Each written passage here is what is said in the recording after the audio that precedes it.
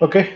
Welcome to our new series. या सिरीजमध्ये आपण ॲग्रिकल्चर ऑप्शनलचं एक थोडंसं वेगळ्या पद्धतीचं किंवा वेगळ्या धाटणीचा आपण इथं अभ्यासक्रम जो आहे तो करणार आहे.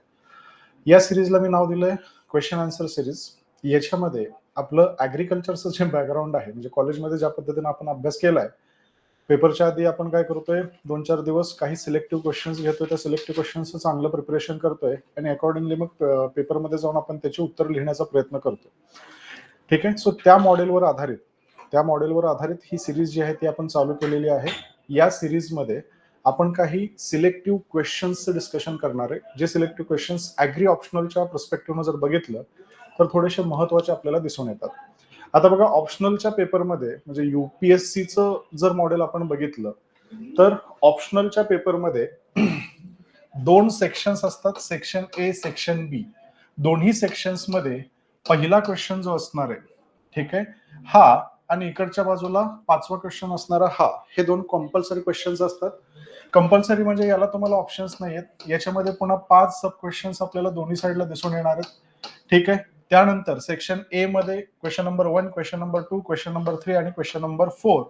बी मध्ये 5, 6, 7 आणि 8 असे दोन्ही सेक्शन्समध्ये 4-4 क्वेश्चन्स आपल्याला दिसणार आहेत. त्या 4-4 क्वेश्चन्स पैकी 2 क्वेश्चन जे आहेत ते कंपल्सरी आहेत. सो अराउंड 10 प्रश्न आपल्याला कंपल्सरी बघावे लागतात इथं. त्यानंतर हे बाकीचे जे प्रश्न आहेत यांच्यामध्ये 3 सब क्वेश्चन्स असतात. यांच्यामध्ये 3 सब क्वेश्चन्स आपल्याला दिसून येतात. 3 सब क्वेश्चन्सचा मार्किंगचा क्रायटेरिया जर बघितला तर काही पेपरमध्ये युपीएससीनं काय केलंय, 20-15-15 या हिशोबाचा क्रायटेरिया ठेवलाय. सो काही 20 मार्कर्स आहेत, काही 15 मार्कर्स आहेत, आणि काही वेळेस त्यांनी 20-20-10चा क्रायटेरिया तिथं ठेवलाय. ठीक आहे. रिसेंटली 1-2 वर्षामध्ये ते 20-20-10 या पद्धतीनं तिथं जात असलेले दिसून येतात. ठीक आहे. सो प्रत्येक प्रश्न 50 मार्कांचा आपल्याला दिसतो. Every question that is design will be of 50 marks. आणि या टोटल 8 प्रश्नांपैकी आपल्याला 5 प्रश्न जे आहेत ते कंपल्सरी सोडवायचे असतात. ठीक आहे. हे सगळे पाच कंपल्सरी सोडवले आणि राहिलेल्या 6 मधले 3 प्रश्न आपल्याला सोडवावे लागतात. 3 मध्ये सुद्धा सेक्शन ए मधला काही प्रश्न असावा, सेक्शन बी मधले काही प्रश्न तिथं असावे. ठीक आहे. सो जनरली एक थंब रूल जर सांगायचा झाला, पहिला आणि पाचवा आपण सोडवला, 3 मध्ये इकडचे 2 सोडवले, इकडचा 1 सोडवला. ठीक आहे. सो टोटल 6 पैकी 3 प्रश्न मला तिथं सोडवायचे आहेत. असं करून पेपर जो आहे तो पेपर आपला कव्हर तिथं होतो. ठीक आहे. सो नंबर ऑफ क्वेश्चन्सचं जर कॅल्क्युलेशन आपण केलं, 5 अधिक 5 10, त्याच्यानंतर 3, 6, 9, टोटल 19 प्रश्न आपल्याला या टोटल पेपरमधनं सोडवायचे आहेत. टोटल पेपरमध्ये किती क्वेश्चन्स येतात, हे 9 आहेत, हे 9 18 आणि वरचे 10 28. सो 28 पैकी फक्त 19 प्रश्न आपल्याला सोडवायचे आहेत. आता सुरुवातीलाच हे डोकं लावा असं मी का म्हणतोय, तर याच्या मागचं लॉजिक सिंपल आहे. जेवढे काही क्वेश्चन्स पेपरमध्ये येणार आहेत, सगळेच्या सगळे प्रश्न आपल्याला अटेम्प्ट करण्याची गरज नाहीये. ठीक आहे. सो थोडंसं अभ्यास कमी असेल पण स्ट्रॅटेजिकली पोझिशन्ड असेल, तर तशा केसमध्ये स्ट्रॅटेजिकली पोझिशन म्हणजे तुम्ही थोडंसं सिलेक्टिव्ह तिथं जाताय, तर त्या केसमध्ये तुम्हाला सर्वच्या सर्व paper without completion of total syllabus पेपरमध्ये लिहिता येऊ शकतो, पेपरमध्ये कम्प्लीट करता येऊ शकतो. ठीक आहे. सो यालाच पुढे घेऊन जाण्यासाठी आपण ही सिरीज डिझाईन केली आहे, ज्याच्यामध्ये अराउंड 300 क्वेश्चन्सचं डिस्कशन आपण करणार आहे. 60 सेशन्स असणार आहेत आणि प्रत्येक सेशनमध्ये आपण 5 क्वेश्चन्सचं डिस्कशन तिथे करणार आहे.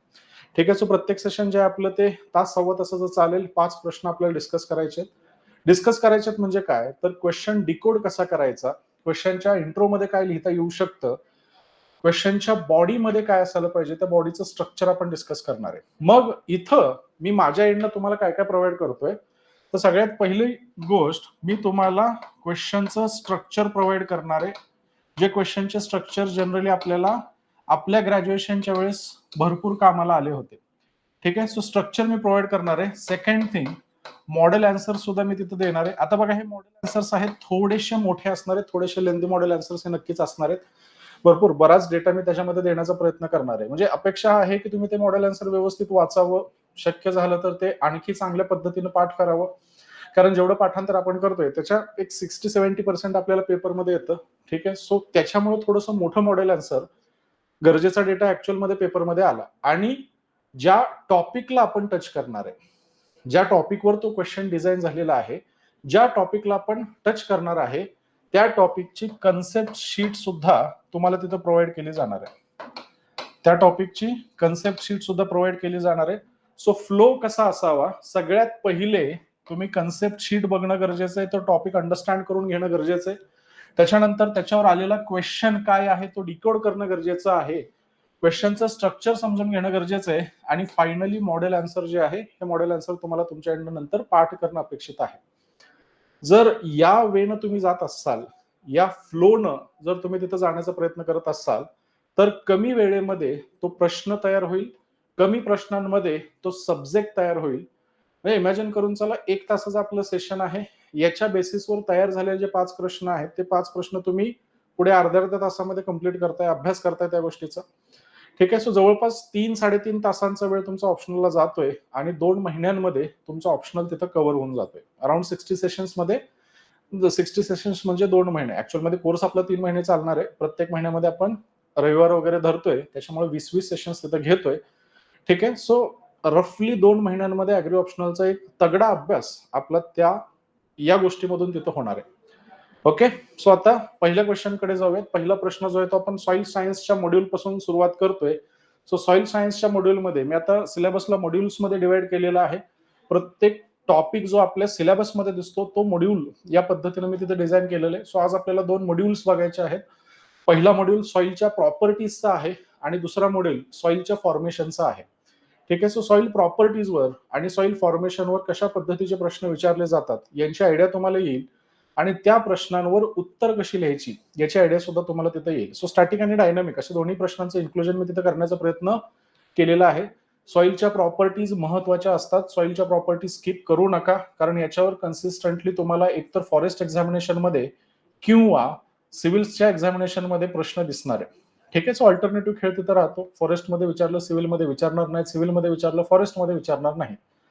ठीक आहे. आता नवीन 2 ऍडिशनल महाराष्ट्राचे एक्झाम सुद्धा तिथे अटॅच झालेले आपल्याला दिसणार आहे. सो हे सगळं एका सायकलमध्ये चालेल असा माझा प्रारंभिक अंदाज आहे आणि या सायकलमध्ये कुठं ना कुठं तरी सॉइल प्रॉपर्टीजवर हमखास प्रश्न विचारला जाणार आहे आणि कॉमन सेन्स पण आहे बघा. सिलेबसची सुरुवात तिथूनच होते. सो क्वेश्चन डिझाईन करणारा व्यक्ती जो आहे तो सगळ्यात पहिले पॉईंट सॉइल प्रॉपर्टीज वाचतो आणि त्याच्या बेसिसवर क्वेश्चन तिथे डिझाईन करतो. आता सॉइलच्या बऱ्याच प्रॉपर्टीज आहेत, फिजिकल आहेत, केमिकल आहेत, बायोलॉजिकल आहेत. याच्यामध्ये फक्त फिजिकल प्रॉपर्टीजवरच प्रश्न जे आहेत ते कन्सिस्टंटली विचारले गेलेले दिसून येतात. त्याच्यामध्ये सुद्धा सॉइल स्ट्रक्चर आणि सॉइल टेक्स्चर या दोघांवरच सर्वात जास्त प्रश्न किंवा सगळे प्रश्न या दोघांवरच आलेले आपल्याला दिसणार आहेत. ठीक आहे. सो प्रॉपर्टीचा टॉपिक लय मोठा आहे. करायचं फक्त सॉइल स्ट्रक्चर आणि सॉइल टेक्स्चर एवढंच आपल्याला तिथं लक्षात घ्यायचंय. बाकीच्या केमिकल बायोलॉजिकल प्रॉपर्टीज पुढे सॉइलमध्ये येतात. सलिनिटी असेल, असिडिटी असेल, ठीक आहे, तिथं त्यांचा रेफरन्स किंवा रिलेव्हन्स जो आहे तो रिलेव्हन्स येणार आहे.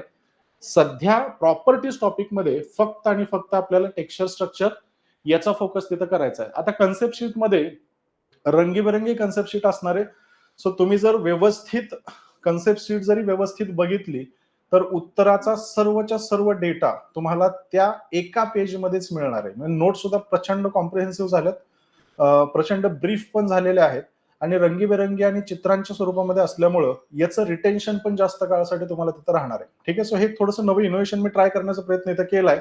बट मला फील होतं मी ज्या पद्धतीने अभ्यास केलाय, ठीक आहे, मी युट्यूबचे व्हिडिओज वगैरे बघितले होते, त्याच्यामधनं हे सगळे इमेजेस जे आहेत ते मी शोधण्याचा प्रयत्न त्या काळामध्ये करायचो आणि याचा मला माझ्या एक्झामिनेशन मध्ये भरपूर फायदा झाला होता.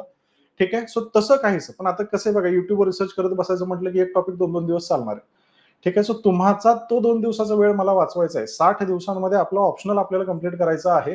याच्यामुळं सगळा डेटा कम्प्रिहेन्सिव्हली एका सिंगल स्ट्रक्चरमध्ये एका सिंगल स्लाइडवर बसवण्याचा प्रयत्न मी केलाय. ते म्हणजे आपलं हे कन्सेप्ट शीट. जसं की इथं तुम्ही बघत असाल तर सगळ्यात पहिले सॉइल स्ट्रक्चरवरचा क्वेश्चन आहे. सो सॉइल स्ट्रक्चरचं काय काय फॅक्टर्स तुम्हाला बघणं गरजेचे आहेत, सगळे फॅक्टर्स तुम्हाला इथे दिसतील. त्याच्यानंतर दुसरा क्वेश्चन जो आहे तो सॉइलच्या बायोलॉजिकल प्रॉपर्टीजवर आहेत. सो फिजिकल आणि बायोलॉजिकल प्रॉपर्टीजचं कंपॅरिझन सुद्धा आपण इथं केलेलं आहे. आकृत्या असल्यामुळं, इमेजेस असल्यामुळं डेटाचं रिटेन्शन तिथं खूप चांगल्या पद्धतीनं तुमचं राहणार आहे. नंतरचा प्रश्न जो आहे तो आपला सॉइल स्ट्रक्चर आणि सॉइल टेक्स्चरच्या डिफरन्सिएशनवर आहे. डिफरन्सिएशनवर आयोग बऱ्याचदा प्रश्न विचारतो. डिफरन्सिएशन मध्ये कमी मार्कांमध्ये जास्त डिफरन्सिएशन असणार आहे. सो कमी मार्कांमध्ये किंवा असं इमॅजिन करून चला की तिथं भरपूर जास्त डेटा त्यांना विचारता येतो. 5 मार्कर क्वेश्चनच तयार होऊन जातो एका डिफरन्सिएशनचा. ठीक आहे. सो जनरली 10 मार्कांचा एक कन्सेप्ट विचारण्याच्या ऐवजी 10 मार्कांचे 2 कन्सेप्ट ते विचारतात. सो पेपरचं कव्हरेज खूप जास्त वाढतं. म्हणून सुद्धा युपीएससी बऱ्याचदा इथं डिफरन्सिएशनचे भरपूर प्रश्न टाकण्याचा प्रयत्न करते. सो ते डिफरन्सिएशन आपल्याला करायचे. पहिल्या टॉपिकमध्ये जे पहिलं डिफरन्सिएशन आपल्याला दिसतं ते सॉइल टेक्स्चर आणि स्ट्रक्चर मधलं सांगता येतं. ठीक आहे. डिफरन्सिएशन लिहिण्याची पण एक पद्धत आहे. त्या पद्धतीचं डिस्कशन आपल्याला क्वेश्चन मध्ये करायचंय. कन्सेप्ट शीटमध्ये सगळा डेटा जो आहे तो सगळा डेटा तिथे येऊन जाईल. त्याच्या पुढचा जो प्रश्न आहे तो सॉइल फॉर्मेशनवर आहे. सॉइल फॉर्मेशनवर 2 प्रश्न आपल्याला दिसतात. पहिला प्रश्न जो असणार आहे तो सॉइलच्या फॅक्टर्सवर असणार आहे. कोणत्या फॅक्टर्समुळे सॉइल फॉर्मेशन होत असते, आणि दुसरा प्रश्न सॉइल फॉर्मेशनच्या प्रोसेसेसवर असणार आहे. ठीक आहे. So factors of soil formation आणि प्रोसेसेस ऑफ सॉइल फॉर्मेशन असे 2 प्रश्न फॉर्मेशनवर आपल्याला दिसतात. सो पहिला ही जी स्लाइड आहे ती फॅक्टर्स विषयी डिस्कशन करते, आणि ही जी स्लाइड आहे ती प्रोसेसेस विषयी डिस्कशन तिथं करणार आहे. आता हे असं देण्याचं कारण काय बघा, तर डोक्यामध्ये आपला सब्जेक्ट टेक्निकल आहे. डोक्यामध्ये जर तुम्हाला ते स्ट्रक्चर एकदम क्लिस्टर क्लॅरिटीने येऊन बसलं, आणि समजा पुढचा डेटा थोडासा मिसआउट जरी झाला, लक्षात जरी नाही राहिला, तरी त्या स्ट्रक्चरच्या बेसिसवर फ्लोच्या बाहेर न जाता कमी शब्दांमध्ये सुद्धा चांगलं उत्तर तुम्हाला तिथं लिहिता येऊ शकतं. आणि याच्याचमुळं ऍग्रिकल्चरमध्ये खूप चांगले मार्क, युपीएससीच्या ऑप्शनलचा जर विचार केला तर कम्पेअर टू अदर ऑप्शनल्स ऍग्रिकल्चरमध्ये खरंच खूप चांगले मार्क तिथे येतात. ठीक आहे. का तर टेक्निकल सब्जेक्ट आहे. स्ट्रक्चरवर जर तुमचा होल्ड असेल तर त्या केसमध्ये मार्क्स पण खूप चांगले देऊन जातो. ठीक आहे. आता बघा, हा सगळा पोर्शन स्टॅटिक आहे. म्हणजे काय, तर करंट अफेअर्स नुसार हा बदलत नाहीये. करंट अफेअर्स नुसार बदलत नाहीये. सो जो डेटा तुम्ही लक्षात ठेवणार आहे तो आहे तसा उतरवला तर मार्क घालवण्यासाठी त्यांच्याकडे दुसरा कोणता ऑप्शनच नसतोय.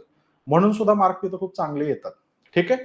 सो न चुकता कन्सेप्ट शीट पहिल्यांदा रीड करायची, त्याच्यानंतर क्वेश्चन्स बघायचे, क्वेश्चन्स नंतर स्ट्रक्चर त्याचे बघायचे, आणि स्ट्रक्चर झाल्यानंतर मग फायनली मॉडेल आन्सर कडे जायचं. सो थोडक्यात काय, तर तुम्ही 3 वेळा तो डेटा वेगवेगळ्या डायमेन्शन्स मधून नजरेखालनं घालताय.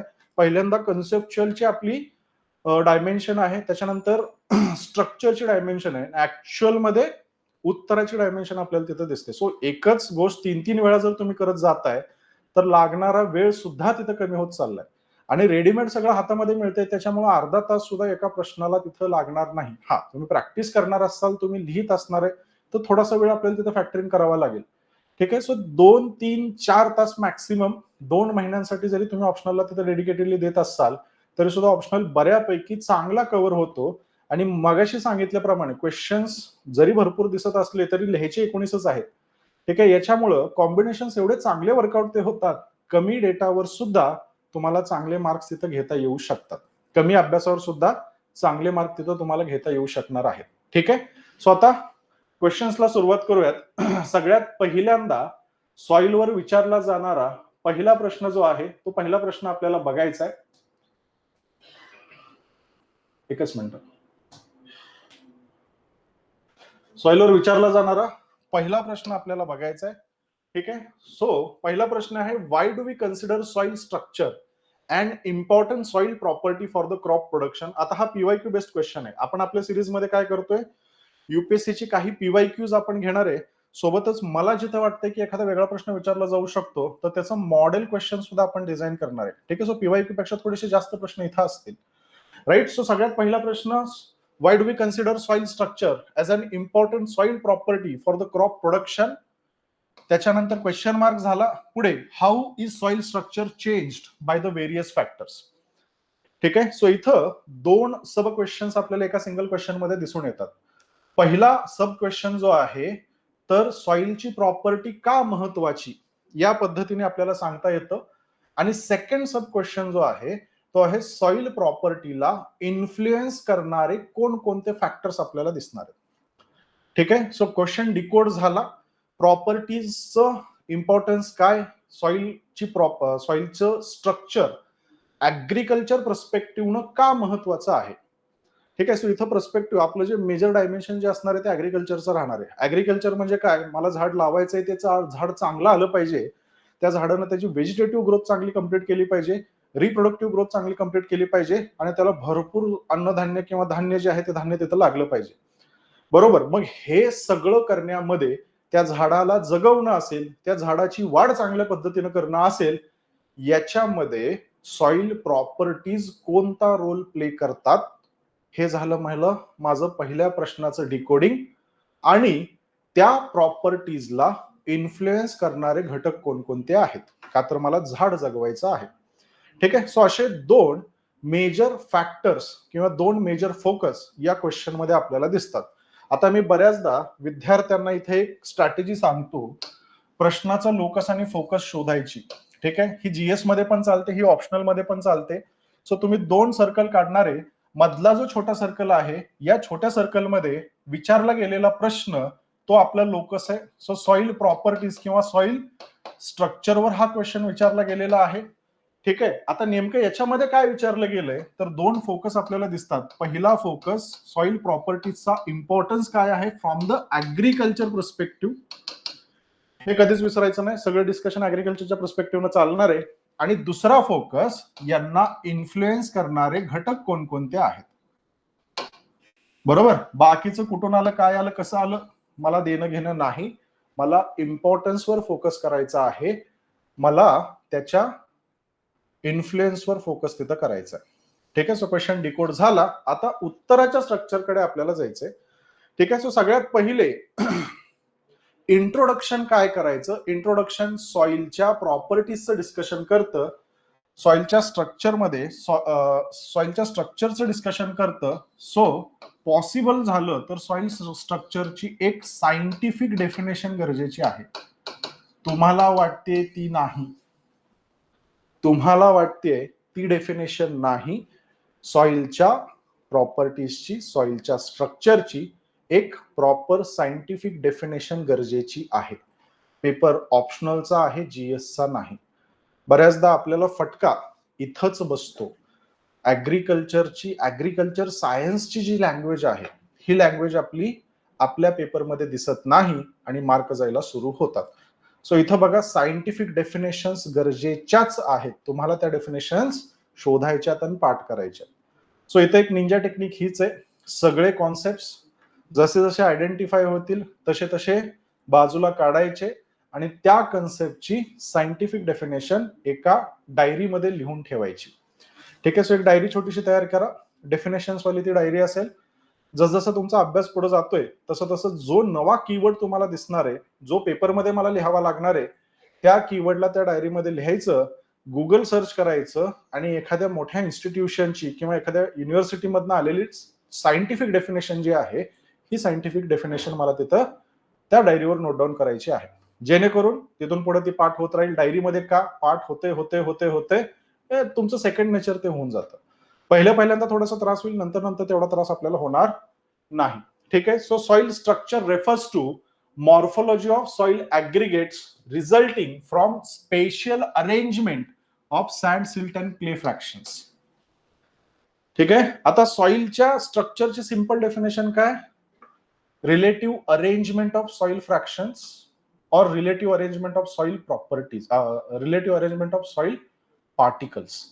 ही आपण कॉलेजेसमध्ये पाठ केलेली. ऍक्च्युअल सायंटिफिक डेफिनेशन काय, ही सॉइलची मॉर्फोलॉजी दाखवते. मॉर्फोलॉजी म्हणजे सॉइलचं काय अरेंजमेंट, म्हणजे नेमकी सॉइल कशी दिसते हे दाखवण्याचा प्रयत्न करते. आणि याच्यामध्ये काय असतंय, वेगवेगळ्या स्पेसमध्ये वेगवेगळ्या पार्टिकल्सची अरेंजमेंट असते. ठीक आहे. सो अशी तुम्हाला एक प्रॉपर डेफिनेशन तिथं लिहावीच लागेल जर चांगले मार्क पाहिजे असतील तर. कारण बघा, ऑलरेडी आपण 300 क्वेश्चनवर फोकस करतोय.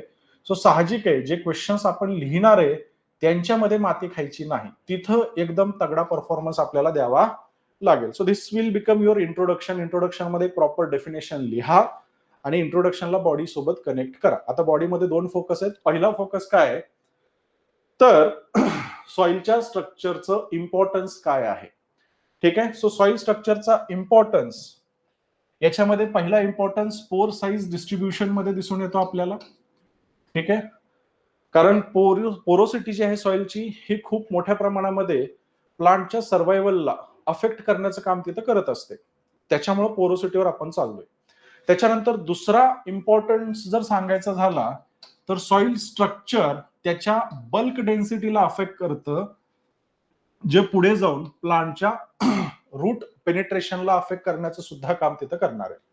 ठीक आहे. त्याच्या पुढे सॉइलच्या हायड्रॉलिक प्रॉपर्टीजला सुद्धा अफेक्ट करण्याचं काम हे सॉइल स्ट्रक्चर करतं. हायड्रॉलिक प्रॉपर्टीज म्हणजे पाण्याचा इन्फिल्ट्रेशनचा रेट काय आहे, पाण्याचं मुवमेंट सॉइलमध्ये कशी आहे, ही मुवमेंट सुद्धा सॉइल स्ट्रक्चरमुळे इन्फ्लुएन्स होते, जे की मला झाडासाठी गरजेचे आहे. पुढे सॉइल स्ट्रक्चर मायक्रोबियल ऍक्टिव्हिटीला सुद्धा अफेक्ट करण्याचं काम तिथं करतं. पुढचा मेजर अस्पेक्ट आहे सॉइल स्ट्रक्चर इरोजनला रेजिस्ट करण्याचं सुद्धा काम करतं.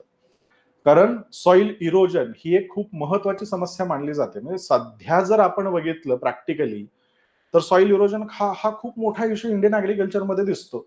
का तर स्ट्रक्चर प्रॉपर राहिलेलं नाही. ओव्हरऑल खूप जास्त मेकॅनायझेशन झालंय, ज्याचा फटका आपल्या सॉइल स्ट्रक्चरला बसतोय, ज्याचा फटका आपल्या इरोजनला बसतोय. ठीक आहे. सो तो पुढचा मेजर रिझन सांगता येतो. आणि सगळ्यात फायनली सीडबेडची क्वालिटी काय असेल, ही सीडबेडची क्वालिटी सुद्धा इन्फ्लुएन्स केलं जातं सॉइल स्ट्रक्चरनं. ठीक आहे. सो बघा इथं आता तुम्हाला एक फ्रेमवर्क तयार झालं की इम्पॉर्टन्स मध्ये मी काय काय लिहिणार आहे. ठीक आहे. सो इम्पॉर्टन्स मध्ये पोर साइज डिस्ट्रीब्युशन येणार आहे, इम्पॉर्टन्स मध्ये बल्क डेन्सिटी येणार आहे, हायड्रॉलिक प्रॉपर्टीज येणार आहेत, मायक्रोबियल ऍक्टिव्हिटी येणार आहे, इरोजन येणार आहे आणि सीडबेडची क्वालिटी येणार आहे. एवढं जरी तुम्ही लक्षात ठेवलं, याच्या बेसिसवर काही जरी लिहिण्याचा पेपरमध्ये प्रयत्न केला तरी तुम्हाला तिथं लिहिता येऊ शकतं. ते लिहिण्यासाठी स्ट्रक्चर महत्वाचं. मग आता दुसऱ्या फोकसकडे जाऊयात.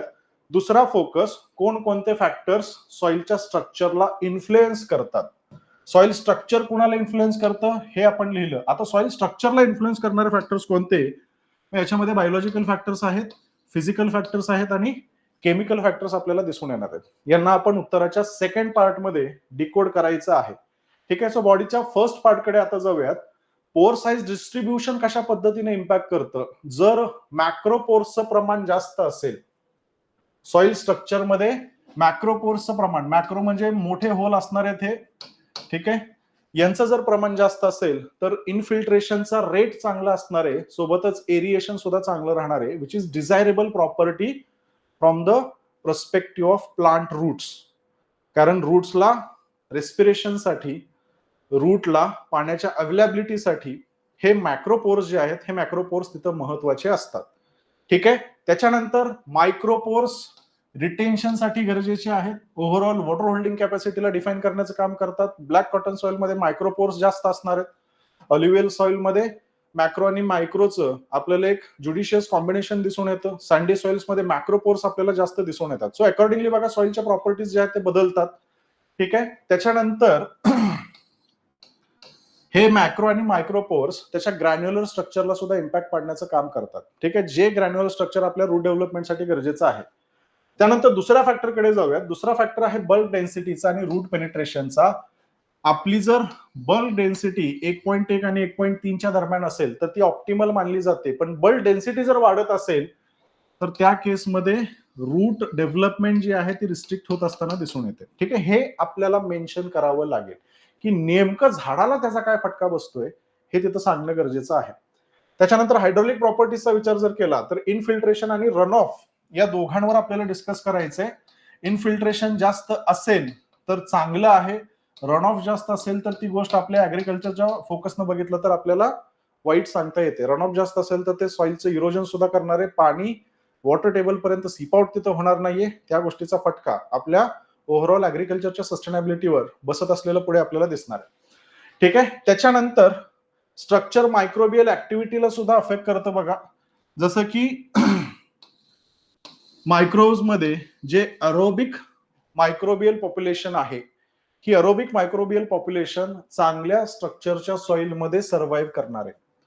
मॅक्रोपोर्सचं प्रमाण कमी असेल, मायक्रोपोर्सचं प्रमाण कमी असेल आणि मॅक्रोपोर्सचं प्रमाण जास्त असेल तर त्या केसमध्ये अरोबिक रेस्पिरेशन जे आहे, अरोबिक मायक्रो ऑर्गॅनिझम जे आहेत ते तिथे सर्व्हाइव्ह करू शकतात, जे आपल्या फिक्सेशनसाठी गरजेचे मानले जातात. ठीक आहे. सो सॉइलचं fertility status, microbial activity finally काय करते तर सॉइलच्या फर्टिलिटी स्टेटसला अफेक्ट करण्याचं काम तिथं करणार आहे. ठीक आहे. त्याच्यानंतर सॉइलचं स्ट्रक्चर इरोजनचा रेजिस्टन्स सुद्धा दाखवतं. Structural stability prevents the overall crusting.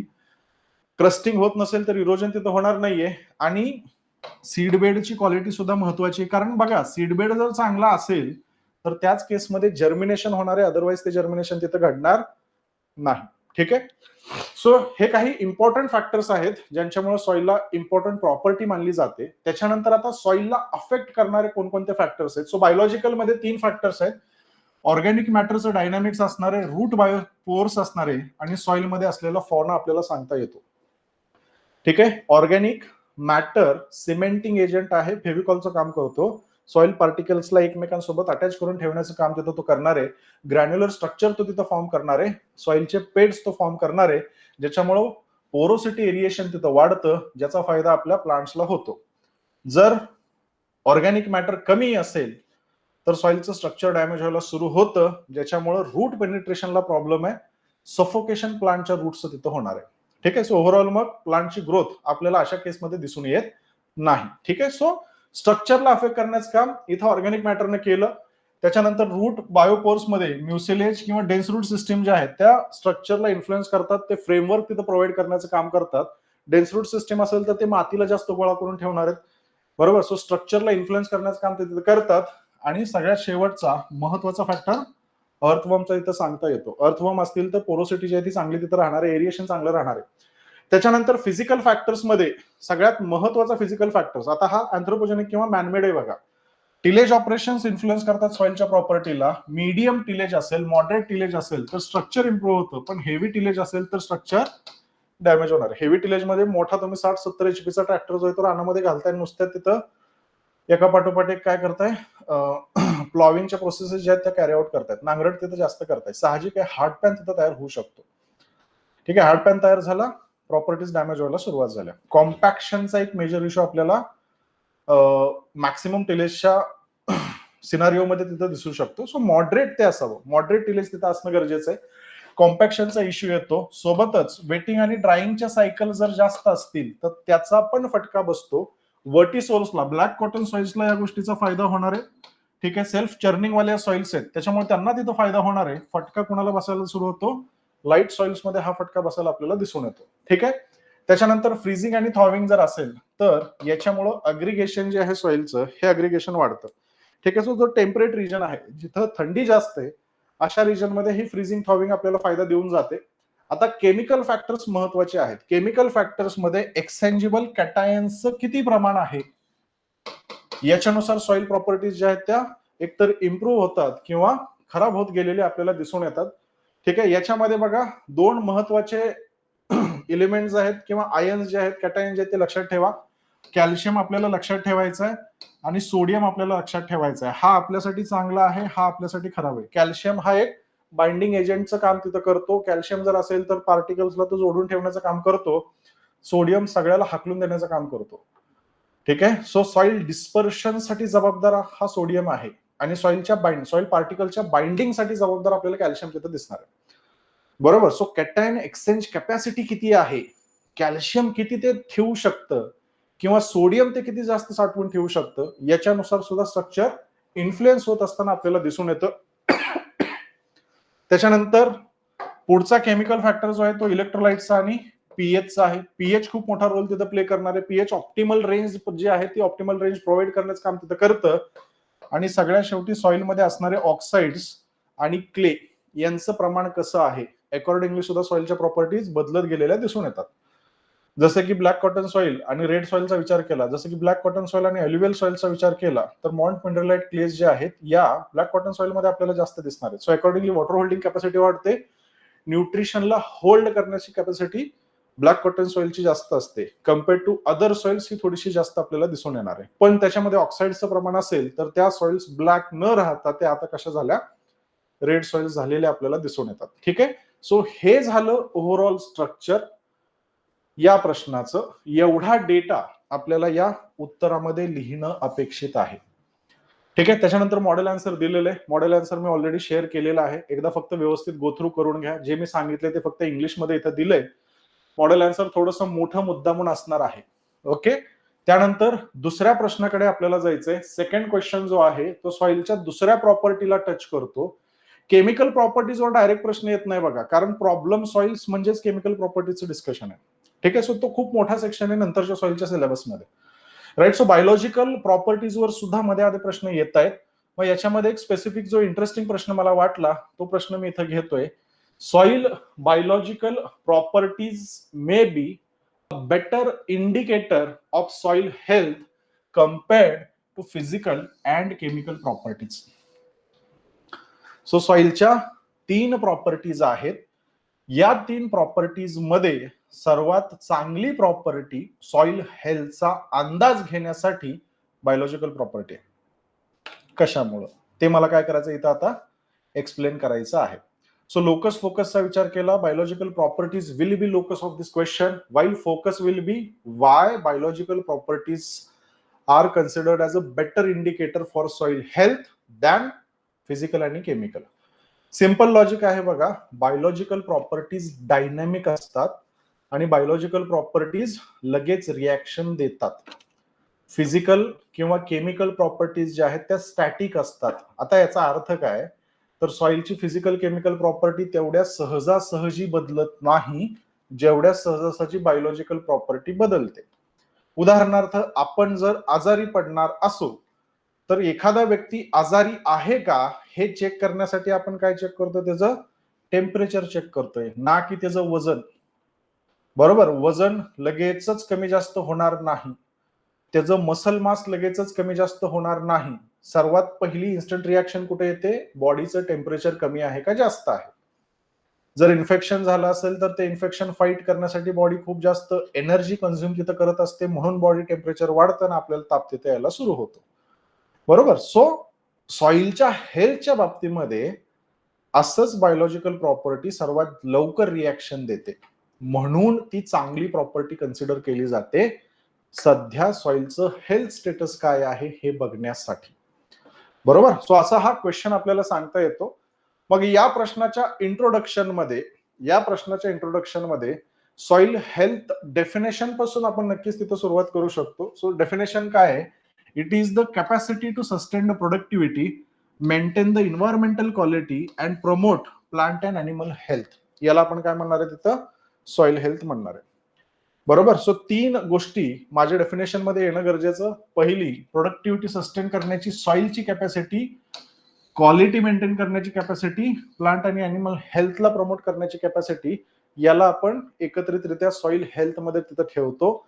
आता उत्तराचा दुसरा भाग जो आहे, इथं फिजिकल आणि केमिकल का चांगल्या नाहीयेत हे मला मांडावं लागेल. बरोबर. सो इथं आपण कसं चाललोय, सिक्वेन्सनं चाललेलं आहे. सगळ्यात पहिले इंट्रोडक्शन मध्ये मी सॉइल हेल्थ काय आहे ते सांगितलं, म्हणजे उत्तरामध्ये बघा आता इथं कसं स्ट्रॅटेजिक पोझिशन आहे, तर ज्या गोष्टी मी इंट्रोमध्ये टाकलेल्या आहेत त्याच गोष्टींचं डिस्कशन मी आता पुढे बॉडीमध्ये सुद्धा करणार आहे. सो सॉइल हेल्थचं इंडिकेटर म्हणजे हेल्थ काय आहे, मी या 4 गोष्टींना इम्पॅक्ट करणारी गोष्ट हेल्थ तिथं सांगता येते. बायोलॉजिकल प्रॉपर्टीज यांना कसं चांगल्या पद्धतीनं तिथं मेंटेन करण्याचं काम करतात, अकॉर्डिंगली आपल्याला तिथं उत्तर जे आहे ते तयार करावं लागतं. ठीक आहे. त्याच्यानंतर फिजिकल आणि केमिकल प्रॉपर्टीजच्या बाबतीमध्ये विचार केला तर त्यांचं स्टॅटिक नेचर आपल्याला दिसून येतं. फिजिकल प्रॉपर्टीज तेवढ्या सहजासहजी बदलत नाहीत. फिजिकल प्रॉपर्टीज मध्ये टेक्स्चर, स्ट्रक्चर, बल्क डेन्सिटी आली. आता सॉइलचं टेक्स्चर जर बदलायचं असेल तर नवा गाळ आणून टाकावा लागेल. सॉइलचं स्ट्रक्चर जर बदलायचं असेल तर आताच आपण बघितलं फिजिकल, केमिकल, बायोलॉजिकल फॅक्टर्स मागच्या प्रश्नामध्ये जे बघितले होते सगळ्यांमध्ये चेंजेस आपल्याला करावे लागतील, मग ते स्ट्रक्चर बदलणार आहे. आणि नवीन माती आणून टाकल्याशिवाय टेक्स्चर बदलणार नाही. या दोघांमध्ये सुद्धा परमनंट जे असते ते टेक्स्चर असते बघा, आणि साहजिक बल्क डेन्सिटी या दोघांमधून तिथं पुढे तयार होणार आहे. सो सहजा बदलत नाही ते, मग सॉइल हेल्थ काय आहे याचा अंदाजच मला तिथे घेता येत नाही. बरोबर. टेम्परेचर बॉडीचं वाढतच नसेल तर माणूस आजारी पडलाय कसं कळणार आपल्याला. फिजिकल मध्ये तो प्रॉब्लेम आहे. केमिकल मध्ये सुद्धा पीएच आलं, इलेक्ट्रिक कंडक्टिव्हिटी आली, कॅटन एक्सचेंज कॅपॅसिटी आली किंवा न्यूट्रिशनचं स्टेटस आलं, हे लगेचच बदलत नाही. सॉइलची स्वतःची बफरिंग कॅपॅसिटी असते. सॉइल स्वतःची पीएच सहजासहजी बदलत नाही. मग कसं कळणार की काय घोळ तिथं झालेला आहे. कॅटन एक्सचेंज कॅपॅसिटी सुद्धा तेवढ्या सहजासहजी बदलत नाही, कारण सगळ्या सॉइलच्या प्रॉपर्टीज आपल्याला कॅटन एक्सचेंज कॅपॅसिटी मध्ये दिसतात. सगळ्या सॉइलच्या प्रॉपर्टीज एकत्रितरित्या आपल्याला पीएच मध्ये दिसतात. बरोबर. सो पीएच जो आहे तो सगळ्या प्रॉपर्टीजच्या कम्युलेशन पासून तिथं बनलेला आहे, तो एवढ्या सहजासहजी बदलणारच नाहीये. म्हणून हेल्थ काय आहे हे चेक करण्यासाठी फिजिकल आणि केमिकल प्रॉपर्टीज ज्या आहेत या कमी पडतात. मग शिल्लक राहिलेली कोणती, आपली बायोलॉजिकल प्रॉपर्टी, बरोबर. सो बायोलॉजिकल प्रॉपर्टीज ज्या आहेत त्या डायनॅमिक असतात, सेन्सिटिव्ह असतात, म्हणून त्या इतर प्रॉपर्टीज पेक्षा सुपिरियर असलेले आपल्याला सांगता येतात, असं तुम्ही उत्तराच्या पहिल्या 1/3 बॉडीमध्ये तिथं लिहिलं, बरोबर. सो आता बघा फ्रेमवर्क कसं झालं. सगळ्यात पहिले इंट्रोडक्शन मध्ये सॉइल हेल्थला आपण डिफाईन केलं. त्याच्यानंतर बॉडीच्या सुरुवातीला why not these two guys, because they are static in nature. ठीक आहे. दुसरी महत्वाची गोष्ट, यांच्यामध्ये चेंजेस लगेचच दिसत नाहीत. चेंजेससाठी खूप मोठं मॅन्युअल वर्क करावं लागतं, म्हणून ऍज अ इंडिकेटर मी त्यांना वापरू शकत नाही. मग ज्या लगेचच बदलतात, डायनॅमिक असल्या पाहिजेत, त्यांना मी माझं इंडिकेटर, सॉइल हेल्थचं इंडिकेटर म्हणून तिथं बघू शकतो. थोडक्यात हा थर्मामीटर आहे सॉइलच्या हेल्थचा, बरोबर. आता ही सुपेरियरिटी का येते हे मी उत्तराच्या पुढच्या पार्टमध्ये एक्सप्लेन करणार आहे. ठीक आहे. सो राहिलेल्या पार्टचं स्ट्रक्चर जर बघायचं झालं, रिझन्स फॉर सुपेरियरिटी सांगायचं झालं, तर पहिलं reason, compared to other two physical and chemical properties, जे काही सॉइल मॅनेजमेंट आपण कॅरी आउट करणार आहे यांना रिस्पॉन्स खूप रॅपिडली देण्याचं काम या बायोलॉजिकल प्रॉपर्टीज तिथं करतात. हे पहिलं कारण आहे. त्याच्यानंतर बायोलॉजिकल प्रॉपर्टीज सगळ्या पद्धतीच्या स्ट्रेसचं इंटिग्रेशन करणार आहेत, म्हणून ते लवकर रिस्पॉन्ड करतात. त्याच्यानंतर बायोलॉजिकल प्रॉपर्टीज जे आहेत ते इकोसिस्टीम फंक्शनला रेग्युलेट करण्याचं काम तिथं करतात. बायोलॉजिकल प्रॉपर्टीज चांगल्या काय आहेत, तर अर्ली वॉर्निंग देण्याचं काम ते तिथं करत असतात. त्याच्यानंतर biological properties directly soil organic मॅटरला इन्फ्लुएन्स, म्हणजे सॉइल ऑर्गॅनिक मॅटरमुळे इन्फ्लुएन्स होतात. सो सॉइल ऑर्गॅनिक मॅटरचं स्टेटस बदलायला सुरू झालं की बायोलॉजिकल प्रॉपर्टी बदलली, बरोबर. सो ओव्हरऑल प्रोडक्शन काय आहे हे मला सीझनच्या शेवटी कळण्याच्या आधी लगेचच कळायला तिथं सुरू झालं. ठीक आहे. आणि सगळ्यात महत्वाची गोष्ट, क्लायमेट स्मार्ट ऍग्रिकल्चर मध्ये या बायोलॉजिकल प्रॉपर्टीज ज्या आहेत या सर्वात मोठा रोल प्ले करत असलेल्या आपल्याला दिसून येतात. ठीक आहे.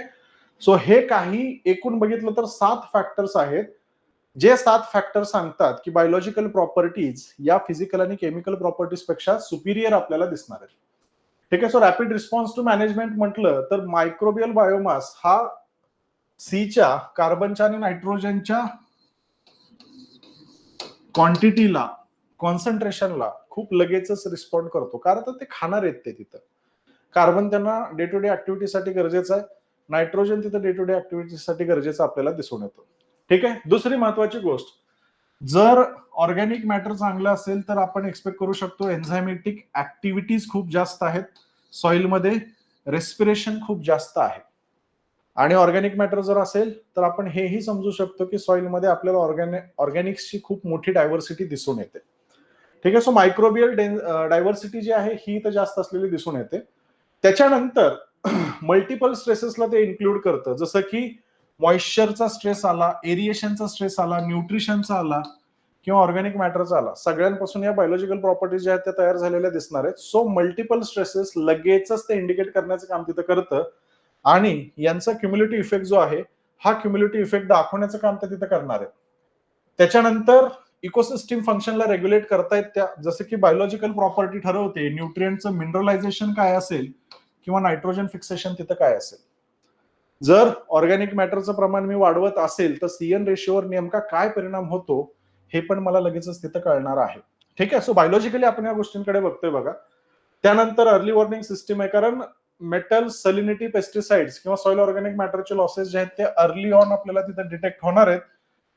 चेंजेस विजिबल, आता बायोलॉजिकल चेंजेस जे आहेत हे केमिकल इंडिकेटर्सच्या शिफ्टच्या आधी आपल्याला विजिबल होतात, म्हणून केमिकल पेक्षा जास्त रिस्पॉन्सिव्ह या बायोलॉजिकल प्रॉपर्टीज ज्या आहेत त्या बायोलॉजिकल प्रॉपर्टीज आपल्याला सांगता येणार आहेत. त्याच्यानंतर मायक्रोब्सला जर आपण बघत राहिलो तर मायक्रोब्सची पॉप्युलेशन मला दाखवते सॉइल ऑर्गॅनिक मॅटर मध्ये काय चेंजेस झालेले आहेत आणि हे मायक्रोब्स कशा पद्धतीनं आपल्या सॉइल ऑर्गॅनिक मॅटर नुसार कमी जास्त तिथं होतात. ऑर्गॅनिक मॅटर त्यांचं फूड आहे, ते जर जास्त असेल तर साहजिक मायक्रोबियल पॉप्युलेशन जास्त आहे. मायक्रोबियल पॉप्युलेशन जास्त असेल तर सॉइल एक लिव्हिंग एंटिटी आहे. आता सॉइलनं लिव्हिंग एंटिटी राहणं गरजेचं आहे, का तर नॅचरल जे फिक्सेशन त्या सॉइलमध्ये होतंय त्या फिक्सेशनच्या प्रोसेसेस तिथं चालू आहेत, ज्याच्यामुळे सॉइलची फर्टिलिटी असू देत, सॉइलची प्रोडक्टिव्हिटी असू देत, या दोन्ही गोष्टी तिथं मेंटेन राहतात आणि यांच्यामधून सॉइलची सस्टेनेबिलिटी सुद्धा लॉंग टर्म मध्ये येणार आहे. ठीक आहे. सो हा एक मेजर इंटरेस्टिंग एस्पेक्ट आपल्याला सांगावा लागतो बघा. आणि climate smart agriculture influenced by conservation practices, जिथे बायो फर्टिलायझर्स किंवा कव्हर क्रॉप जे आहेत हे आपल्याला properties as a good soil health indicator म्हणून दिसणार आहेत. ठीक आहे. त्याच्यानंतर आता पुढच्या क्वेश्चन कडे जाऊयात. पुढचा प्रश्न डिफरन्सिएशनचा आहे. डिफरन्सिएशनच्या बाबतीमध्ये लक्षात घ्या, डिफरन्सिएशनचा प्रश्न विचारला तर तो कंपल्सरी टेबल फॉर्मॅट मध्येच पाहिजे. टेबल फॉर्मॅट मध्ये सुद्धा टेबलमध्ये 3 कॉलम्स असायला पाहिजेत. टेबलमध्ये सुद्धा 3 कॉलम असायला पाहिजेत. हा जो दुसरा कॉलम आहे, हा जो तिसरा कॉलम आहे, याच्यामध्ये तुम्ही कशाचं डिफरन्सिएशन करताय. जसं की हा प्रश्न सॉइल स्ट्रक्चर आणि टेक्स्चरचं डिफरन्सिएशन करतोय. कशाच्या बेसिसवर हे डिफरन्सिएशन मी करतोय, त्या बेसिस मला इथं लिहायच्या आहेत.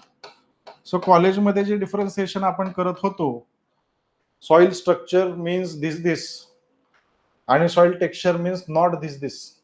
बरोबर. So soil structure is arrangement आणि टेक्स्चर इज रिलेटिव्ह प्रोपोर्शन. मग लिहित असताना आपण काय लिहितो, सॉइल स्ट्रक्चर मध्ये अरेंजमेंटचा फोकस आहे, सॉइल टेक्स्चर मध्ये अरेंजमेंटचा फोकस नाही. मग पुढचा पॉईंट मला करता येतो, इकडं रिलेटिव्ह प्रोपोर्शनचा फोकस नाहीये, तिकडं रिलेटिव्ह प्रोपोर्शनचा फोकस आहे. ठीक आहे. सो हा पोरखळपणा या प्रश्नामध्ये आणायचा नाही. ग्रॅज्युएशन मध्ये आपण करत होतो, इथं ते चालणार नाहीये. सो इथं बेसिस मला लिहायचे, त्या बेसिसच्या बेसिसवर मी ठरवतोय की इकडं काय तिकडं काय. ठीक आहे. सो असा 3 कॉलमचा डिफरन्सिएशन मला कंपल्सरी लिहायचा आहे आणि डिफरन्सिएशनचा प्रश्न कंपल्सरी आणि कंपल्सरी टेबल फॉर्मॅट मध्येच गेला पाहिजे. ठीक आहे. ही काळजी आपल्याला घ्यावी लागेल.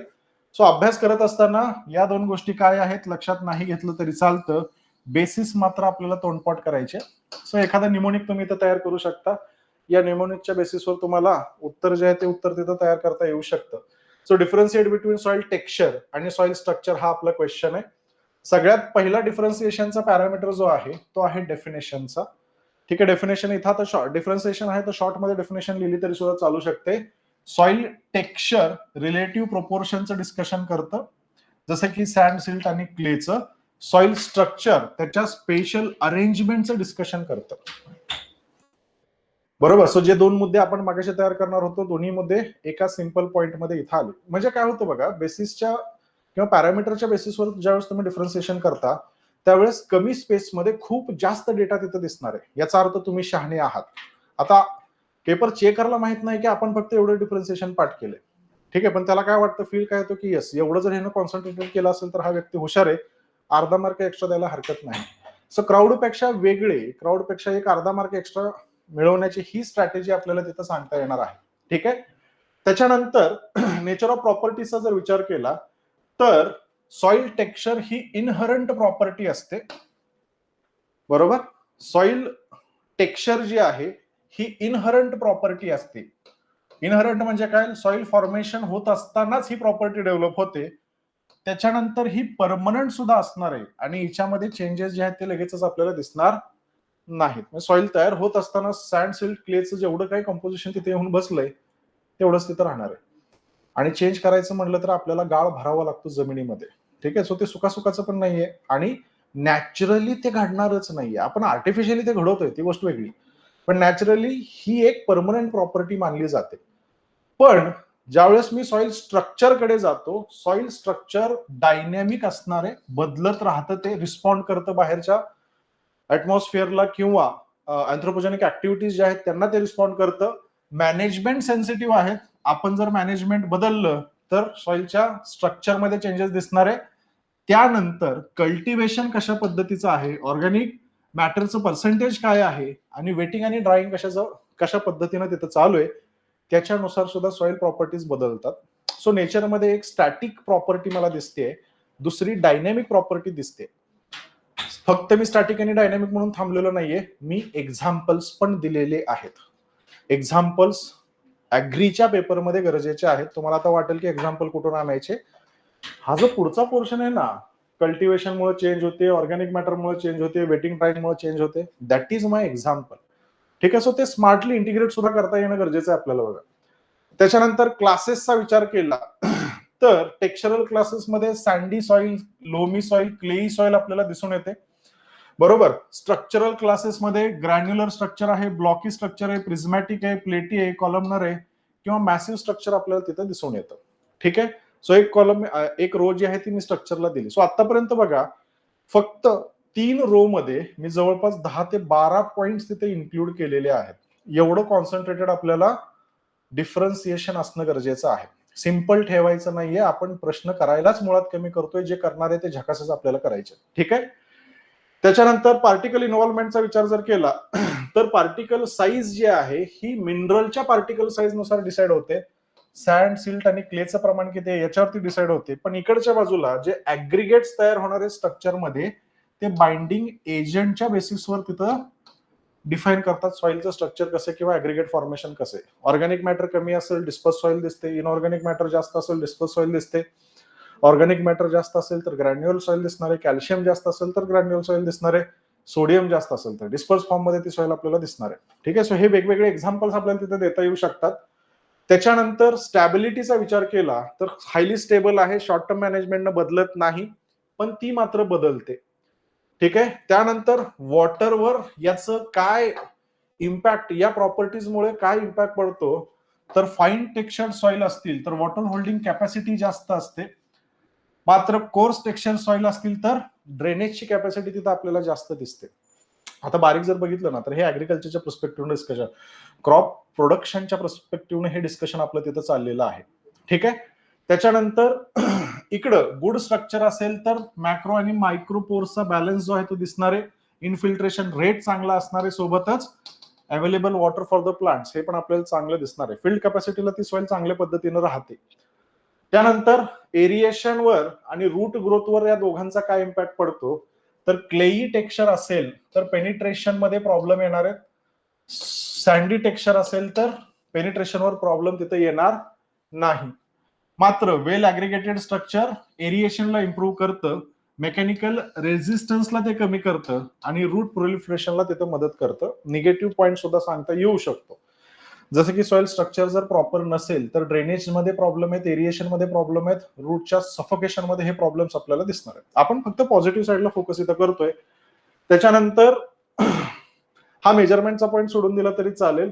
कल्टिवेबिलिटी किंवा टिल्थवर यांचा काय परिणाम होणार आहे ऍग्रिकल्चर पर्स्पेक्टिव्ह डोक्यामध्ये ठेवायचा. सो सँडी सॉइल्स टिलिंग सोपी आहे, क्लेई सॉइल्स मध्ये हे टिलिंग डिफिकल्ट आपल्याला दिसते. ग्रॅन्युलर स्ट्रक्चर असेल तर टिल्थ चांगली असणार आहे, पण ग्रॅन्युलर स्ट्रक्चर जर नसेल तर त्या केसमध्ये टिलला किंवा टिलेज ऑपरेशन्सला इश्यूज जे आहेत हे इश्यूज आपल्याला तिथे दिसून येणार आहेत. ठीक आहे. आणि ओव्हरऑल रोलचा जर विचार केला तर सॉइल टेक्स्चर इन्फ्लुएन्स करतं वॉटर रिटेन्शनला, मेकॅनिकल बिहेवियरला, स्ट्रक्चर इन्फिल्ट्रेशनला इन्फ्लुएन्स करते, एरिएशनला इन्फ्लुएन्स करते आणि ओव्हरऑल सॉइलची जी फर्टिलिटी आहे त्या फर्टिलिटीला सुद्धा इन्फ्लुएन्स करण्याचं काम तिथं करणार आहे. बरोबर. सो एका सिंपल डिफरन्सिएशन मध्ये आपण जवळपास 12 ते 15 वेगवेगळे डायमेन्शन जे आहेत ते कव्हर केलेले आहेत. डिफरन्सिएशन याच फॉर्म मध्ये असावं. आता इथं बघा प्रॅक्टिकली काय आहे. प्रॅक्टिकली हे सगळं तुम्हाला पेपरमध्ये आठवणं थोडंसं इम्पॉसिबल आहे. पण ज्यावेळेस तुम्ही एवढा मोठा अभ्यास करताना एक 60-70% रिटेन्शन आपलं राहतं आणि एवढं कॉन्सन्ट्रेटेड तुम्ही केल्यामुळं ते 60% किंवा 70% जे लिहिलं गेलंय तुमच्या एंडनं ते पण खूप चांगल्या पद्धतीनं पुढच्या बाजूला जातं. ठीक आहे. सो हा डिफरन्सिएशनचा एक सिंपल क्वेश्चन आहे. त्याच्यानंतर पुढच्या प्रश्नाकडे जाऊयात. पुढचा प्रश्न, आता आपलं मॉड्यूल चेंज झालं. सॉइलच्या प्रॉपर्टीजवर ते 3 प्रश्न आपण बघितलेले आहेत. पहिला स्ट्रक्चरला फोकस करणारा होता, दुसरा प्रश्न जो आहे तो बायोलॉजिकल प्रॉपर्टीजला फोकस करणारा होता आणि तिसरा जो प्रश्न आहे तो डिफरन्सिएशनचा होता. ठीक आहे. सो एवढे जरी क्वेश्चन्स तुम्ही तुमच्या एंडनं व्यवस्थित केले तरी सुद्धा स्ट्रक्चरचे प्रश्न आपल्याला चांगले, सॉइल प्रॉपर्टीचे प्रश्न आपल्याला चांगले सोडवता येऊ शकतात. आता त्याच्या पुढे मला जायचंय. त्याच्या पुढचा जो प्रश्न आहे तो सेकंड मॉड्यूल मधला, फॉर्मेशन ऑफ सॉइल मधला. मी मगाशीच तुम्हाला सांगितलं सॉइल फॉर्मेशन मध्ये 2 डायमेन्शन्स आपल्याला बघायचे. पहिला डायमेन्शन जो आहे हा सॉइलच्या फॉर्मेशनच्या फॅक्टर्सचं डिस्कशन करतो. दुसरा डायमेन्शन जो आहे हा सॉइलच्या फॉर्मेशनच्या प्रोसेसेसचं डिस्कशन करतो. कोणते फॅक्टर्स सॉइल फॉर्मेशनला इन्फ्लुएन्स करतात आणि कोणत्या प्रोसेसेसमुळे सॉइल फॉर्मेशन घडून येते, असे हे 2 प्रश्न आहेत. प्रश्न प्रचंड सिंपल आहेत, लिहिणं पण सिंपल आहे, स्ट्रक्चर पण सिंपल आहे, फक्त काय लिहायचं हे आपल्याला इथे समजून घ्यायचंय.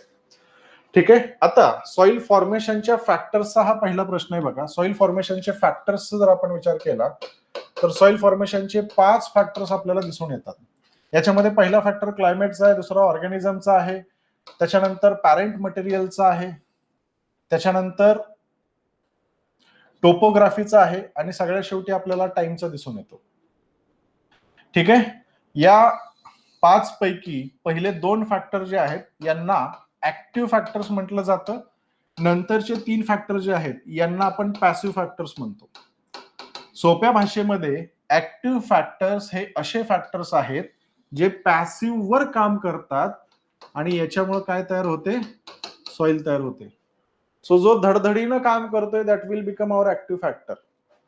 Climate is a most active factor, organism is a most active factor, कारण हे प्रोसेसला चालू करतायत सॉइल फॉर्मेशनच्या, आणि ज्यांच्यावर ह्या सॉइल फॉर्मेशनच्या प्रोसेसेस घडतायत ते पॅसिव्ह फॅक्टर आहेत. ते निवांत बसून आहेत, ऍक्टिव्ह आपली येऊन काम करतायत आणि यांचं रूपांतर सॉइल मध्ये करून देतात. ठीक आहे. सो असे 5 फॅक्टर्स ऑफ सॉइल फॉर्मेशन आपल्याला दिसणार आहेत. मी इथं 6वा पण फॅक्टर टाकलाय, 2 मिनिटांमध्ये तिथं पोहोचूयात. सो सगळ्यात महत्वाचा पहिला ऍक्टिव्ह फॅक्टर जो आहे त्याला आपण क्लायमेटच्या नावाने ओळखतो. क्लायमेटमध्ये टेम्परेचर, प्रेसिपिटेशन हे 2 फॅक्टर जे आहेत ते सॉइल फॉर्मेशनला सर्वात जास्त इन्फ्लुएन्स करण्याचं काम तिथं करतात. त्याच्या पुढचा फॅक्टर ऑर्गॅनिझमचा आहे. ऑर्गॅनिझम मध्ये व्हेजिटेशन आलं आणि सॉइल फॉना आलं. सो प्लांट आणि ऍनिमल हे 2 फॅक्टर्स असणार आहेत ऑर्गॅनिझम मध्ये जे सॉइल फॉर्मेशनला इन्फ्लुएन्स करण्याचं काम करतात. त्याच्यानंतर पुढचा जो आहे तो रिलीफ आणि टोपोग्राफीचा, किती उतारावरती सॉइल तयार व्हायला लागले. उतार जास्त असेल तर मॅच्युअर सॉइल आपल्याला बेसला दिसून येते, उतार नसेल तर मॅच्युअर सॉइल ज्या ठिकाणी ती सॉइल फॉर्मेशनची प्रोसेस झाली आहे त्याच ठिकाणी ती सॉइल फॉर्मेशन आपल्याला दिसून येणार आहे. सो रिलीफ आणि टोपोग्राफी खूप मोठा रोल प्ले करते बघा. आता याचं एक साधं उदाहरण जर द्यायचं झालं तर आपण डोंगर दऱ्यामध्ये जात असताना ज्यावेळेस आपण डोंगराच्या वरच्या बाजूला जायला सुरू करतो तशी जमीन मुरमाड होत जाते, आणि जसं जसं आपण डोंगराच्या खाली व्हॅलीमध्ये उतरायला सुरू करतो तशी तशी आपल्याला मॅच्युअर सॉइल दिसायला सुरू होते. कारण काय आहे, क्लायमेटनं जो दगड फोडलेला आहे तो दगड त्या उतारामुळे खाली वाहून गेला.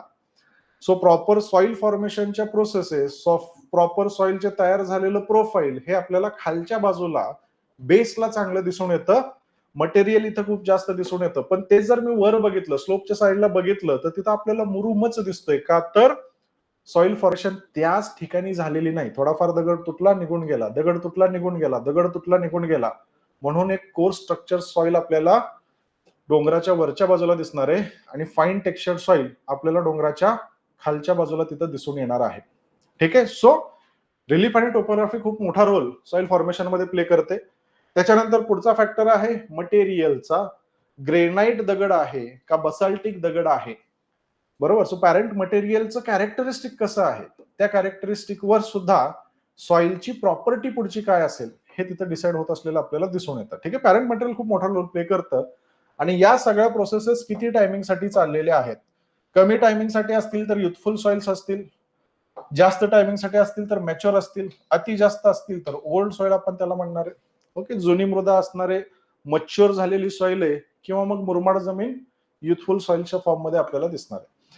ठीक आहे. सो असे 5 मेजर फॅक्टर्स आहेत, यांना जेनीचं इक्वेशन सुद्धा म्हटलं जातं. ओके. सो क्लायमेट झालं, ऑर्गॅनिझम झालं, पॅरेंट मटेरियल झालं, रिलीफ टोपोग्राफी झालं, आणि सगळ्यात शेवटी टाइम. हे 5 फॅक्टर्स आहेत. हे 5 क्लासिकल फॅक्टर्स आहेत जे सॉइलच्या प्रॉपर्टीज, सॉइलच्या फॉर्मेशनला इन्फ्लुएन्स करण्याचं काम करतात. आणि 6वा पण एक फॅक्टर अँथ्रोपोजेनिक तयार झालेला आपल्याला दिसून येतो. ह्युमन इन्फ्लुएन्स ऍग्रिकल्चरच्या फॉर्म मध्ये, डिफॉरेस्टेशनच्या फॉर्म मध्ये, इरिगेशन आणि वॉटर मॅनेजमेंटच्या फॉर्म मध्ये सुद्धा सॉइलच्या फॉर्मेशनला इन्फ्लुएन्स करण्याचं काम तिथं करणार आहे. ठीक आहे. सो आता हे झालं आपल्या प्रश्नाचं ओव्हरऑल स्ट्रक्चर. मला या 5 गोष्टींना आणि कन्क्लुजन मध्ये 6व्या गोष्टीला तिथं मेन्शन करायचे. 5 एका बाजूला मी ठेवतोय का तर ते क्लासिकल एक्झाम्पल आहे माझं, त्याच्यामध्ये माणसांना घालण्यात मजा नाहीये, पण मी माणसांना सुद्धा इथं मेन्शन करतोय. फक्त स्मार्टली त्याचं पोझिशन जे आहे ते मी कन्क्लुजन मध्ये ठेवलंय की हे तर आहेतच, पण प्रेझेंट टाइम्स मध्ये ह्युमन इंटरव्हेन्शन सुद्धा खूप जास्त आहेत जे सॉइलच्या फॉर्मेशनला इन्फ्लुएन्स करण्याचं काम तिथं करतायत. प्रेझेंट फॅक्टर जे आहेत ते काय करतायत, सॉइलच्या फॉर्मेशनला इन्फ्लुएन्स करण्याचं काम तिथं करतायत. मग याच्यामध्ये आपल्या ऍग्रिकल्चरच्या ऍक्टिव्हिटीज झाल्या, आपल्या वॉटर मॅनेजमेंटच्या ऍक्टिव्हिटीज झाल्या किंवा आपल्या फॉरेस्टच्या डिफॉरेस्टेशनच्या ऍक्टिव्हिटीज झाल्या, यांच्यामुळे आपल्याला तिथं खूप मोठ्या प्रमाणात सॉइल फॉर्मेशन इन्फ्लुएन्स होत असलेली दिसून तिथे येणार आहे. ठीक आहे, सो एक सिंपल स्ट्रक्चर आहे. मग आता नेमकं लिहायचं काय, तर क्लायमेटमध्ये टेम्परेचर हा एक मेजर घटक असतो. टेम्परेचर केमिकल वेदरिंगला अफेक्ट करण्याचं काम करतो. ऑर्गॅनिक मॅटरचं डिकॉम्पोजिशनचा रेट किती असेल ते डिसाईड करण्याचं काम करतो आणि ओव्हरऑल बायोलॉजिकल ऍक्टिव्हिटीला डिसाईड करण्याचं काम तिथं करतो. बरोबर.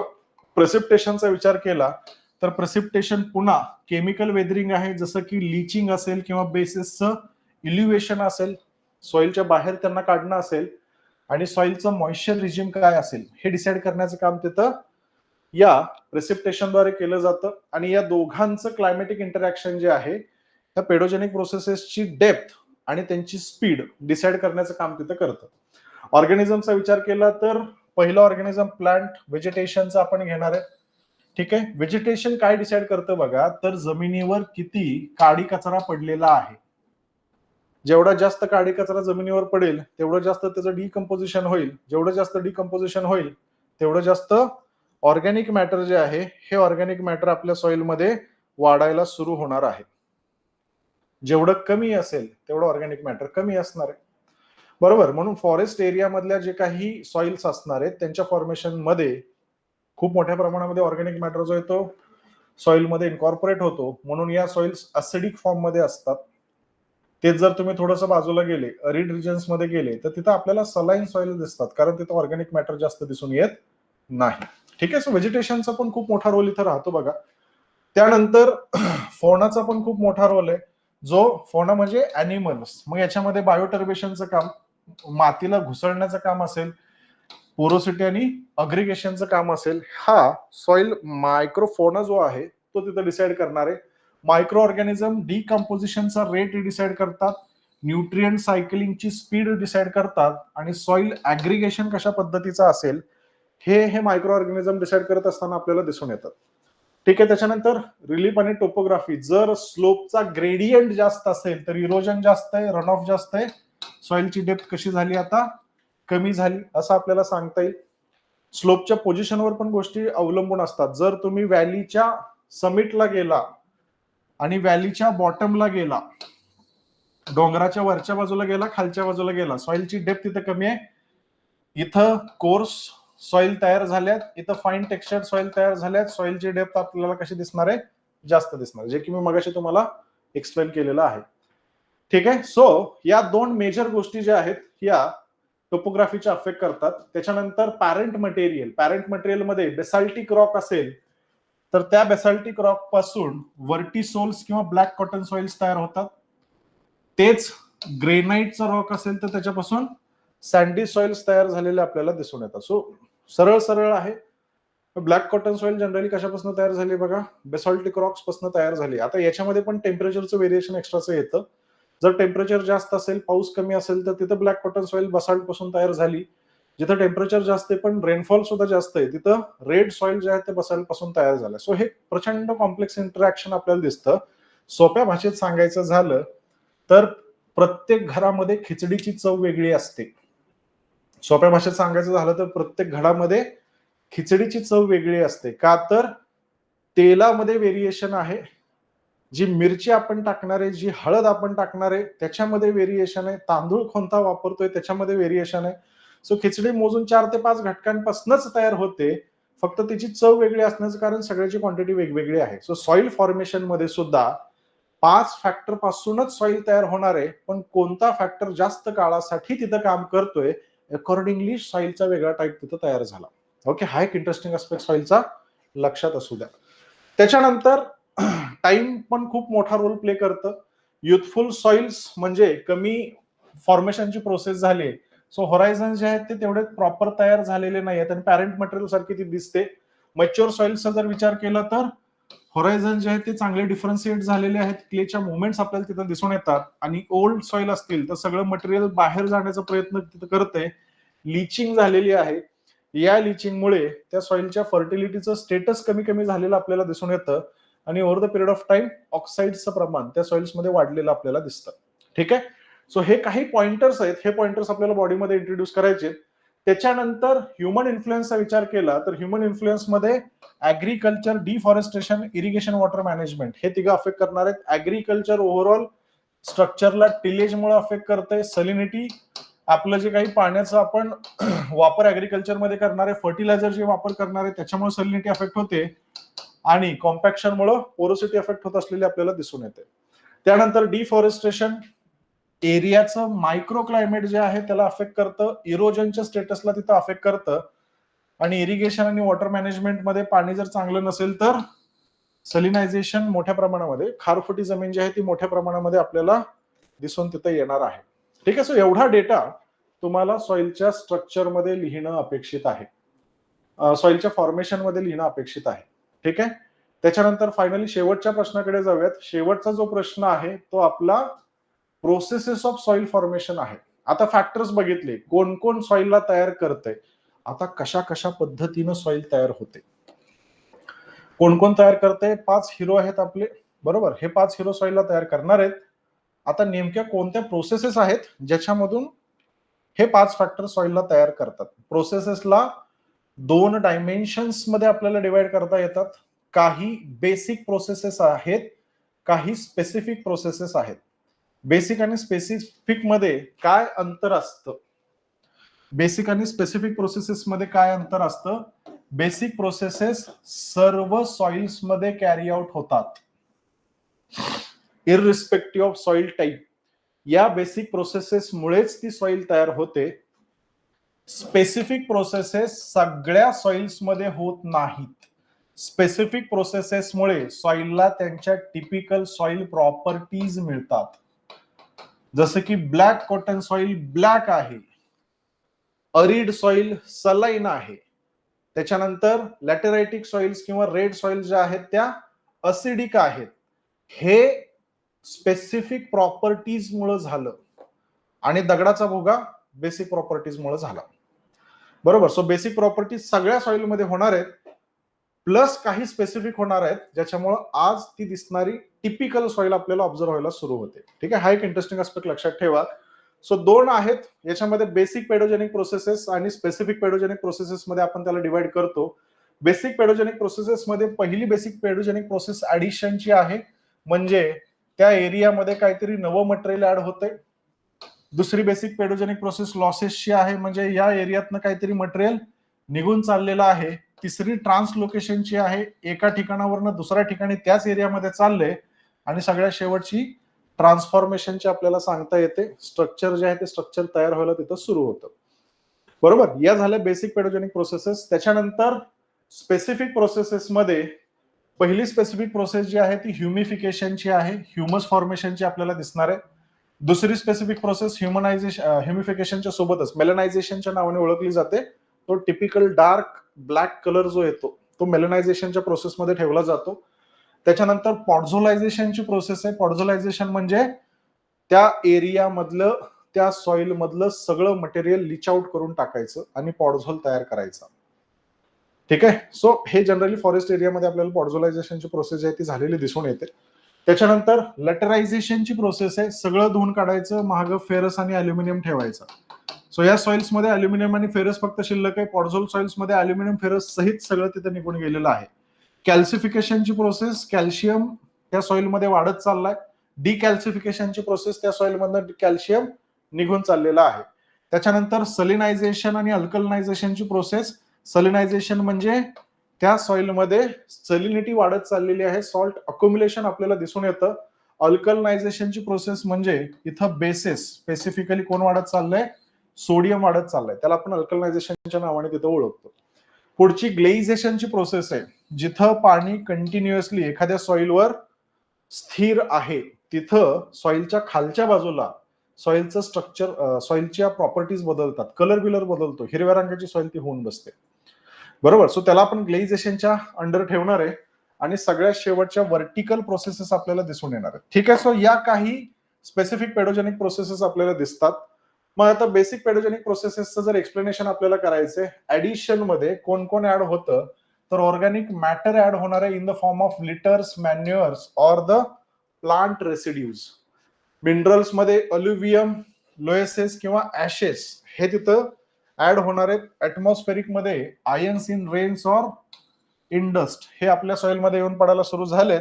आणि अँथ्रोपोजेनिक किंवा ह्युमन ऍक्टिव्हिटीज मध्ये आपण काय टाकतोय तिथं फर्टिलायझर किंवा calcium in the form of lime तिथं टाकायला सुरू केलेलं आहे. त्याच्यानंतर लॉसेस मध्ये काय काय निघून चाललंय.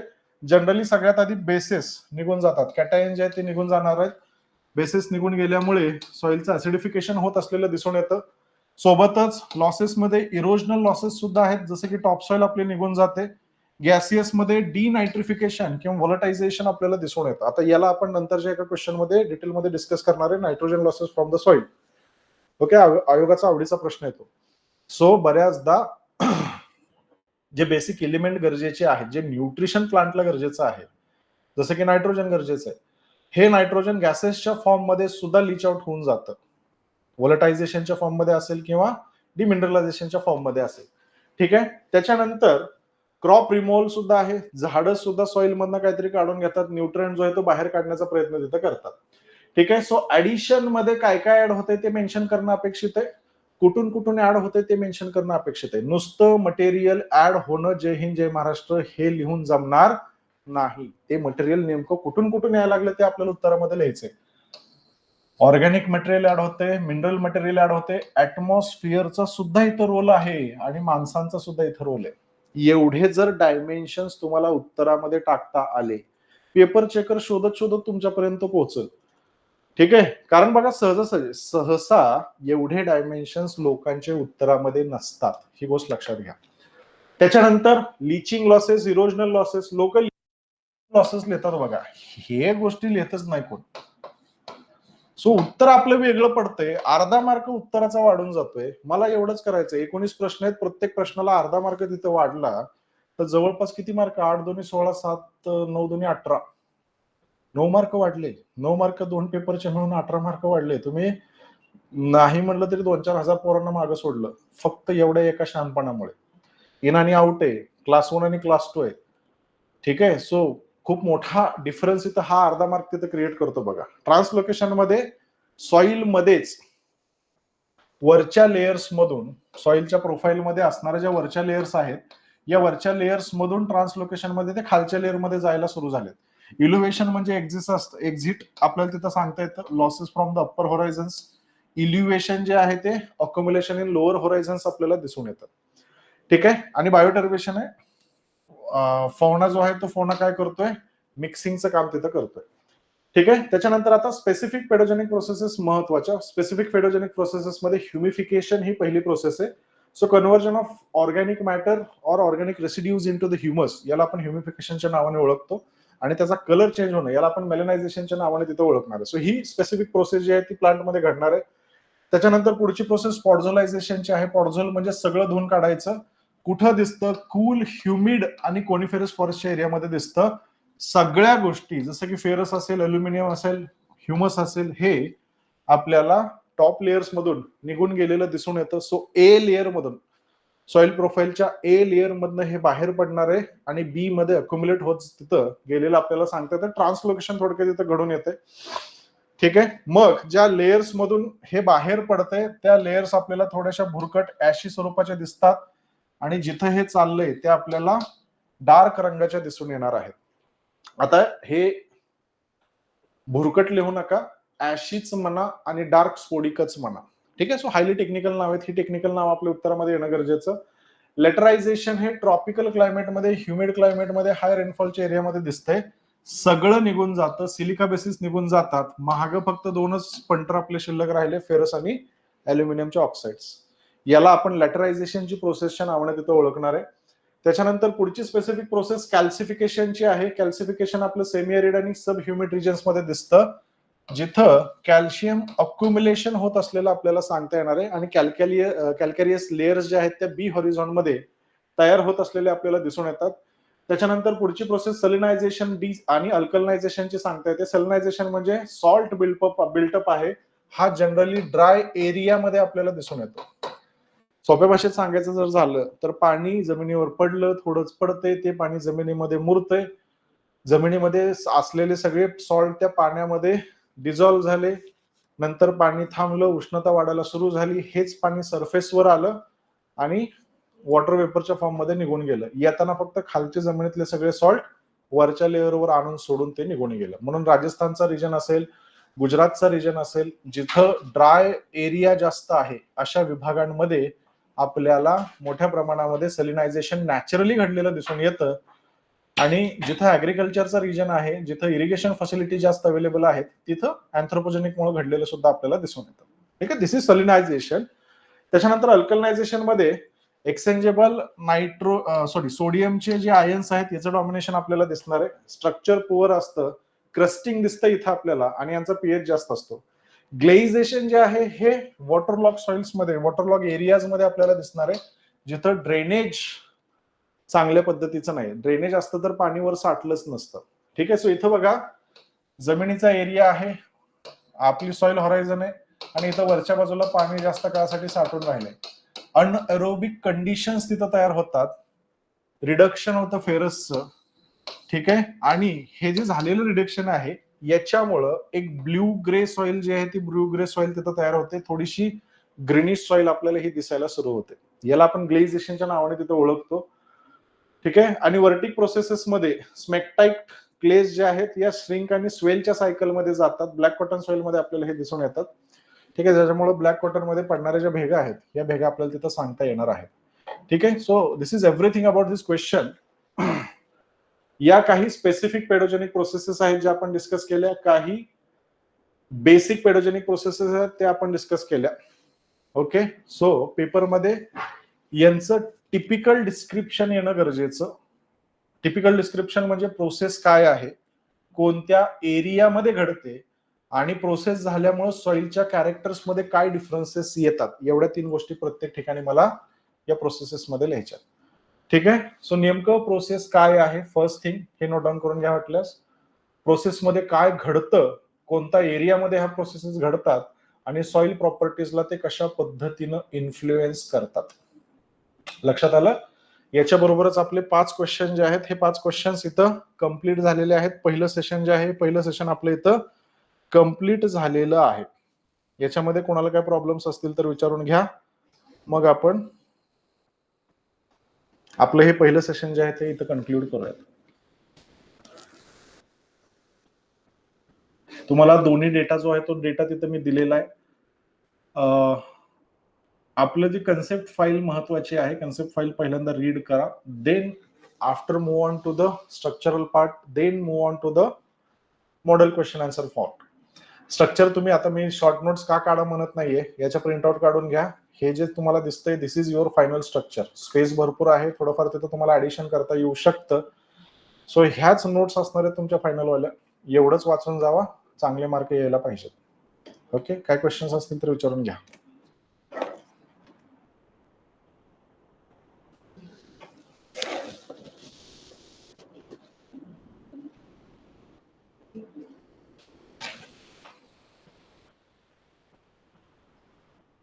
चालेल, प्रश्न नसतील तर या गुड नोटवर आपलं पहिलं सेशन इथं कन्क्लूड करूया. थँक्यू. थांबून देते.